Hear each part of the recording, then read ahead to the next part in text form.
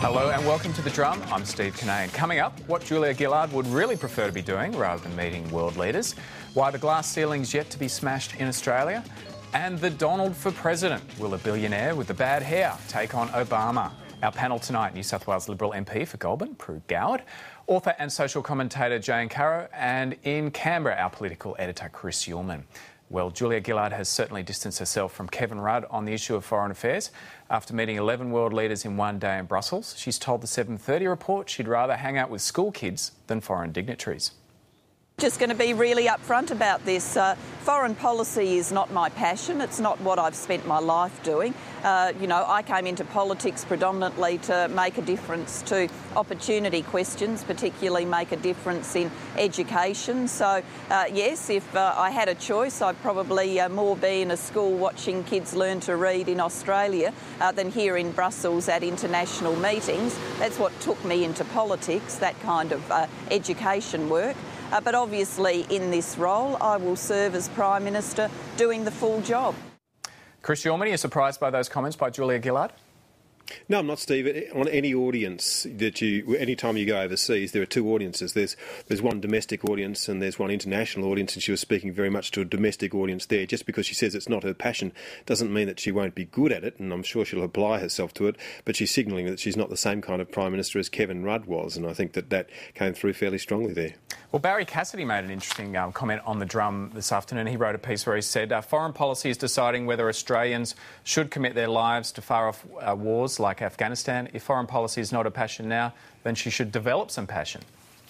I think that she probably will develop a passion for it, and that she wouldn't be the first Prime Minister that has developed a passion for it. I don't think that John Howard made his name before he became Prime Minister as having a passion for foreign policy, but by the end of his term there'd be a lot of people who said that he was very good at it indeed, and I think that this Prime Minister in time will grow into that role, and she'll find the areas of foreign policy which most appeal to her, and she'll articulate a passion for it over time. But I don't necessarily think that her saying that it's not her passion means that she won't apply herself to it in the long run. Prue, your comments on that? Well, I think Chris is being a bit generous.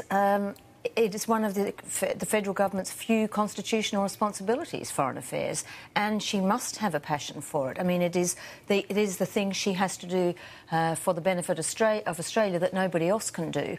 And if she wants to be in education, she should really go and join the Victorian State Labor government, because that's where education is most usefully prosecuted. So I think that it was not really altogether about distancing herself from Kevin Rudd, because I actually think Australians would have expected her to say foreign policy is the most important thing the Australian government can do, and that's why I went to Afghanistan. And she completely lost the advantage she just actually gained over the opposition leader. Jane, you're a very passionate public defender of education. Are you pleased that the Prime Minister says she'd rather hang out in a classroom than on the foreign stage? No. We were really glad to get rid of her out of classrooms, I have to say. And I have to say also that if she was passionate about education, then it's terrific for foreign affairs that she's not passionate about it, because I think she'll do a much better job. She was not a terrifically inspiring education minister at all, particularly from the perspective of teachers and practitioners. I've not seen an education minister upset just about every educator I know in all sectors in quite the way she managed to. So if that was her passion, I think it's really good that she's approaching foreign affairs dispassionately. And I agree with Prue. Why did she become Prime Minister if she wasn't interested in foreign affairs? She should have stayed as Education Minister, and we could have avoided a whole lot of mess. And John Howard, everybody says he wasn't interested in foreign affairs, and when I did his biography some years ago, it was quite clear that his very early interests at university and so on were all in foreign affairs. OK. I mean, you can't not... What kind of areas? Well, I think particularly international negotiation and multilateral forums, actually. But my point is, yes, you can't be in federal government without being strongly interested. But like all Australian politicians, she will win the electorate here, and that's what she is after. And I'm not saying that she's not interested. She said it wasn't her passion, that she's got other interests as well. And the teachers may not have been terribly happy with her in education, but boy, the parents were, and that showed up in an enormous number of surveys. No, it showed up in an enormous number of surveys, and she always felt like she was on very strong ground. When it came to my school, which the teachers hated, the parents loved it. And when it comes to negotiating our decision whether or not to go into the next war, we're going to need Julia Gillard to have a passion. Yeah, absolutely, and that's she's not saying that I was just guessing that I was saying that she was playing to a domestic audience. That I don't think will play badly with domestic audience. But to be honest too, you can't get elected in Australia if you say that your passion is foreign affairs. That's not going to happen. No one running to win an election is going to run on foreign affairs. It wasn't even brought up in the last election. No, I mean, they're going to run on domestic affairs. So. No, but that's not always true. I mean, the wars that we've been engaged in have from time to time been... I mean, look at the Vietnam War in 1970. Vietnam War, yes, so, that was the one major exception. Well, yes, and I think that the Gulf War, there was a strong public opinion on that. She will need to have strong and well-developed views on it and prosecute her case with great enthusiasm. And the issue of Afghanistan has been in the news. The war of words between both sides of politics over Tony Abbott's decision not to visit Afghanistan yet continued today. While the Prime Minister denied playing politics, the opposition leader wasn't buying that. I don't think anyone should try to politicise Australia's commitment to Afghanistan. There's been bipartisan support for it. I think our troops in Afghanistan deserve bipartisan support. I certainly don't call into question the Prime Minister's commitment to our troops in Afghanistan, and I think she shouldn't question mine.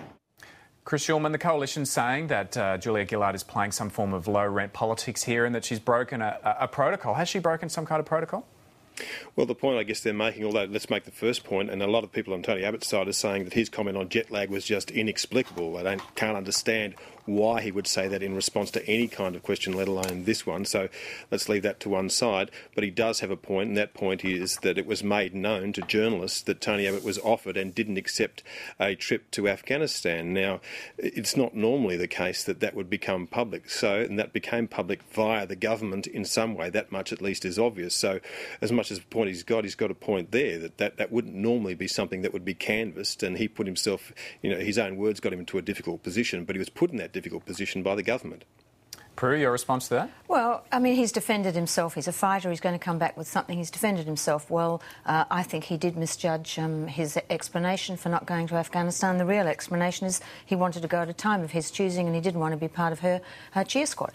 And that's he should have found words to say that. But he's going to get out of this. I think, unfortunately for Tony Abbott, the point that will be remembered from this will not be whether or not who was playing politics with it, but his defence of his decision not to go. And Jane, it's going to be hard when he does go to Afghanistan, because the troops will probably feel snubbed if you're reading the reports from their family members in the papers. Will they? I mean, some of them may feel snubbed, but hey, he's left himself wide open for a whole lot of teasing, and I think that's what Australian troops are probably going to be awfully good at. Thank goodness. The jet lag stuff. And I mean, from now on, Tony Abbott's jet lagged. I mean, my take on why he said it is he must have been jet lagged. Well, and Tony Abbott's also... Sorry, Chris, but Tony Abbott's... The point here, just quickly, is that there's a real issue here for the troops in Afghanistan. Now, there are a coalescence of a number of issues now that probably are starting to make those troops wonder as to why they are there, so this wouldn't help at all. No, that's true. And Tony Abbott's also flagged today big changes to welfare if he wins government, looking to his Conservative brothers in the UK for inspiration. The opposition leader has been meeting with British Prime Minister David Cameron, who's planning sweeping reforms to welfare, including measures that would ensure welfare recipients don't lose out financially if they take a low-paid job. Mr Abbott says Australia needs to end an entrenched climate of welfare dependency. Now, Prue, have you got any idea of what Tony Abbott's talking about here, this welfare dependency, and what he wants to get rid of? This is a really important debate for Australia. I think he's got the language slightly wrong, but what he's trying to say is that the old welfare paradigm, which is, you hand out the cheques and people just sit there and rot. They lose their lives, their spirit, and their children become part of that same cycle. Because that's something he's really referring to, is that intergenerational welfare, isn't it? What he's saying is that that's over. And the Brits and the Europeans have long ago captured this idea of what they call active social policy, which is why they're connecting it now to work. The best form of welfare is work, but it's not just because it's a payment. It's because welfare gives you a sense of self-esteem, purpose, depression's reduced, all the things that we associate. Crime is reduced when people have jobs. So that's what active social policy is about is linking welfare with work readiness and getting people work. And that's where the British, well, they went there under Blair, but obviously that's going to be further advanced. And I think that's what he's trying to say. And it's a debate well overdue in Australia. There are some aspects of it. Howard's welfare to work reforms were part of that, but we could do a lot more. I've seen pockets of it. In the Kimberleys, for example, there's now a housing program where the young unemployed kids build the houses. And that's the sort of thing that in New South Wales, for example, we could do with juvenile justice offenders and all those people on the brink of falling into the criminal justice system. We could really do a lot more with them. Chris Uhlmann, it wouldn't surprise me if Julia Gillard runs with these kind of issues as well, given that when she assumed the prime ministership, she talked very much about the virtues of hard work and of people not getting special treatment. She is. You're dead right. They've already started to pick this up. They picked it up in the Northern Territory, and it's clearly one of the things, one of her mantras now, are the benefits of hard work and the corrosive effects of welfare. She said that in a number of speeches now, so I think you can watch this space for an ideological change in the Labor Party that really began in the last term. Jane, what do you think might be evolving here? Yeah, it's interesting. I am really keen on the idea of people gaining self-respect, skills, being able to go back into the workforce with some confidence, because I think what is terrible and what really erodes people is that sense of disconnection and loss of self-esteem, which then shows whenever they go for a job and makes it even harder, and therefore they get on a kind of awful snowball effect. There's some wonderful philanthropic organisations like Dress for Success, for example, which actually gives women clothing so that if they've been out of the workforce for a long time and they haven't got the wardrobe to go for an interview or go and front up, they actually provide the full makeup, hair, all those things. I think that's all great. I'm a little bit worried about some of the language around it. I'm particularly worried around the virtue of hard work. There's a sort of grindish, punitive echo to that worries me somewhat. There will probably always... But you're not anti-hard work, Jane. You're always writing books or working in different places. I think we worship hard work a bit too much. Yeah? I think one of the things we forget in our current modern world is the virtue of fun. And I think we need to have a little bit more of that into it. And I think we also need to recognise that there probably are some people in our society, and always have been in every society, that for very many reasons are probably bloody hard to get employed usefully. And we don't want to let those people drop through the cracks. I mean, I was hearing something on radio this morning about families in the Philippines who earn their money $1 a day picking through rubbish heaps to find something to sell. You know, it is important to have safety nets for people. It is important to do what we can to get people back to work, to give them the confidence in themselves and the skills so that they can contribute. But it is also important not to blame people who find themselves in a really unfortunate situation, and I think we need to be careful. Is that going to happen, Prue, if suddenly there's these programs that are getting people back to work? Is it going to punish people who are in